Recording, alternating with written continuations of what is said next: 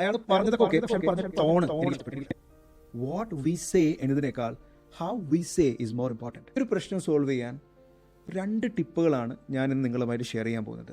ഒന്നാമത്തെ ടിപ്പ്, നമ്മൾ സംസാരിക്കുമ്പോൾ നമ്മൾ ആരോടാണ് സംസാരിക്കുന്നത് അവരെ ആക്റ്റീവായിട്ട് ലിസൺ ചെയ്യുക. അവരുടെ ബോഡി ലാംഗ്വേജ്, അവർ നിങ്ങളോട് മറുപടി പറയുകയാണെങ്കിൽ ആ ഒരു ടോൺ, ഇതിൽ നിന്നൊക്കെ നമുക്ക് മനസ്സിലാവും അവർക്ക് പറയുന്നത് മനസ്സിലായിട്ടുണ്ടോ, പറഞ്ഞത് ഇഷ്ടപ്പെട്ടിട്ടുണ്ടോ നമുക്ക് മനസ്സിലാക്കാൻ പറ്റും.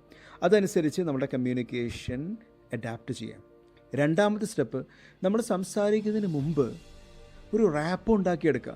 ഇപ്പോൾ വർക്ക് പ്ലേസ് ഒരുപാട് ബിസി ആയിട്ടുള്ള വർക്ക് പ്ലേസിലാണെങ്കിൽ നമ്മൾ പറയാനുള്ള കാര്യം സ്ട്രെയിറ്റ് ആയിട്ട് പറഞ്ഞു കഴിഞ്ഞാൽ നമുക്ക് ടൈം സേവ് ചെയ്യാൻ പറ്റും. പക്ഷെ നമ്മൾ പറയുന്നത് എന്താണോ, പറയുന്നത് ആരോടാണോ, അവരത് റിസീവ് ചെയ്യാനുള്ള ഒരു മെൻ്റൽ സ്റ്റേറ്റിലല്ലെങ്കിൽ നമ്മുടെ കമ്മ്യൂണിക്കേഷൻ അവിടെ വർക്കൗട്ട് ആവില്ല.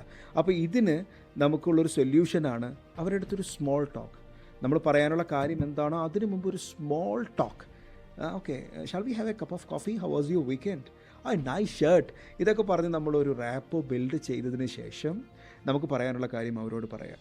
അപ്പോൾ 2 ടിപ്പ്, ഒന്ന് ആക്റ്റീവ്ലി ലിസൺ ചെയ്യുക, അവർ ഏത് മെൻ്റൽ സ്റ്റേറ്റിലാണ്, ഇമോഷണൽ സ്റ്റേറ്റിലാണെന്ന് മനസ്സിലാക്കുക. പിന്നെ നമുക്ക് അവരുമായിട്ട് റാപ്പോ ബിൽഡ് ചെയ്തതിന് ശേഷം നമ്മൾ പറയാനുള്ള കാര്യത്തിലേക്ക് കിടക്കുക.